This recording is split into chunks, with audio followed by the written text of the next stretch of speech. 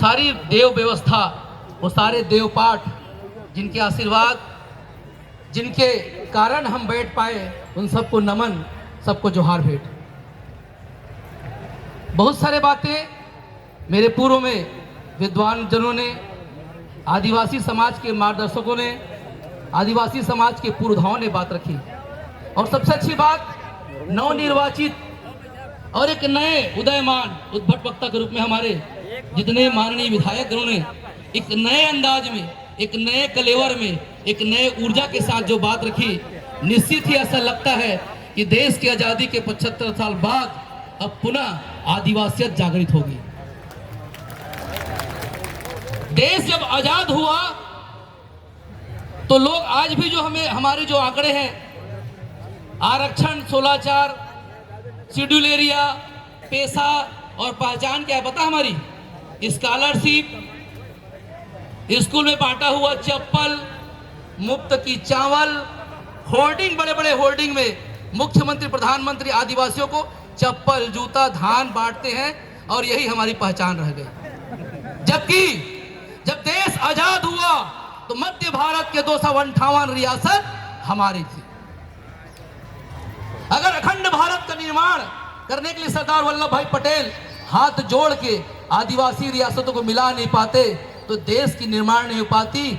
और आज जिस अखंड भारत की बात लोग करते हैं वो पूर्णतः आदिवासी रियासत, आदिवासी राज्य था।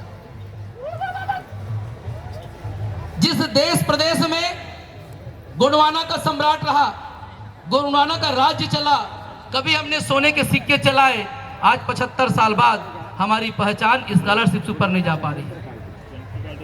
मैं कोई समस्या की बात नहीं कर रहा हूं, समस्या कोई बाहर से नहीं आती।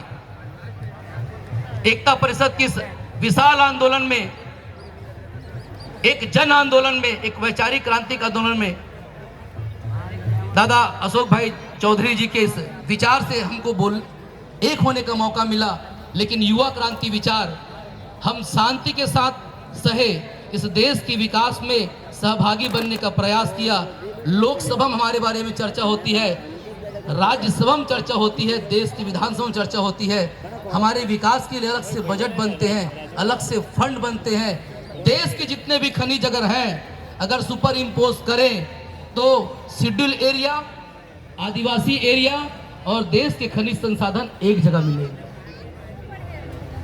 तो कहीं ना कहीं आज भी हम इसके मालिक हैं। अगर रॉयल्टी भी निकालते हैं तो सभी घरों में अगर ईमानदारी से रॉयल्टी निकाले तो एक कार, एक गांव में हेलीकॉप्टर आराम से खड़े हो जाएगी। लेकिन आज हम जूझ रहे हैं, हम अपने ही गांव में बेबस बैठे हैं, अपने अधिकार को हम आवेदन, निवेदन, प्रतिवेदन देके बाध्य हो गए हैं, आंदोलन करने के लिए मजबूर हैं, फिर भी सदन में हमारी चर्चा नहीं होती। हमारी बहू बेटे से अत्याचार होता है, फिर भी सदन में चर्चा नहीं होती। गांव के गांव उजड़ जाते हैं, फिर भी चर्चा नहीं होती। जिस हसदेव की हम बात कर रहे हैं, उस हसदेव में अध्ययन के लिए गए, केते गांव उजड़ गया, वहां के लोग खत्म हो गए, पुनर्व्यवस्थापन की पूरा पैसा चली गई। एक छोटी सी बात करूंगा, काशी मंझवार नाम एक आदमी को 1,25,00,000 हसदेव अरण्य के जब केते गांव से उजाड़ा गया तो उनको मुआवजा मिला। उस आदमी को पैसे का मोल कैसे होता है? 33 गाड़ी खरीदा 1 साल के भीतर, 2 साल में सारी गाड़ी दान हो गई। और 2 साल बाद जब उसके टांग कट गया तो भीख मांग के 2 साल गुजारा। और आदिवासी कल्चर की सच्चाई जानिए, जब वो खत्म हो गया तो दूसरे के गांव में जाके बसा था, उसे मिट्टी तक नसीब नहीं है, उस गांव में दफनाने की अनुमति नहीं मिला। क्योंकि जब गांव का पुनर्व्यवस्थापन हुआ तो बिना ग्राम सभा के सहमति के उनको जबरदस्ती दूसरे गांव में बसा दिया गया था। ऐसी विडंबना इस प्रदेश में सभी जगह हो रहा है, इस देश में सभी जगह है। आदिवासी अपने आदिवासियत कल्चर के नाम जाना जाता है, लेकिन कभी इसको स्वीकार नहीं करते। जब एक छोटी सी बात, आदिवासी समाज की महानता कहां आती है? वर्ल्ड में सबसे बड़ी समस्या आज क्या है? वर्ल्ड में आज सबसे बड़ी समस्या, जिनेवा में जब कॉन्फ्रेंस हुआ यूएनओ में, तो एक शोध हुआ कि विश्व का सबसे बड़ा समस्या क्या है। लोग कहे भूखमरी, किसी बड़े विद्वान ने कहा, किसी देश ने कहा आतंकवाद, किसी ने कुछ और कहा, लेकिन एक सबसे बड़ा साइंटिस्ट कार्ल मार्क्स ने कहा कि इस विश्व का सबसे बड़ा अगर कोई समस्या है तो वह है ग्लोबल वार्मिंग।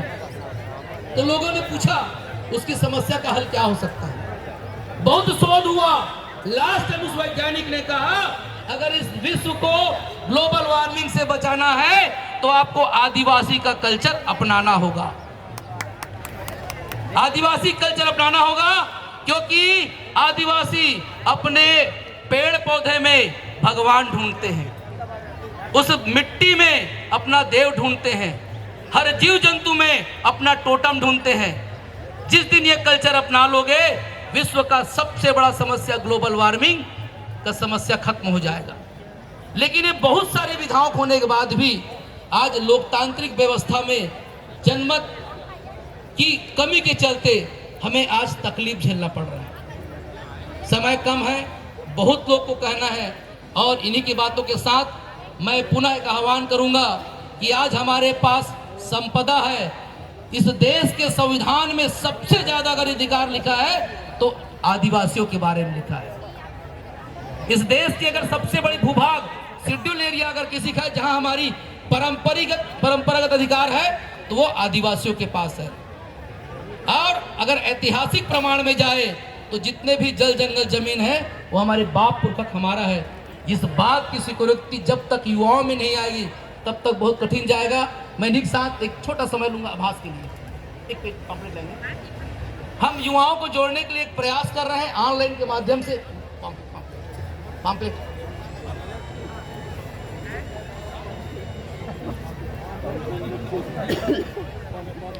युवाओं को जोड़ने के लिए जो स्कूल कॉलेज में है, हम आंदोलन में जितने बैठते हैं उसका संख्या कम होता है, इसलिए पहली बार ऑनलाइन एक हम कंपटीशन कर रहे हैं।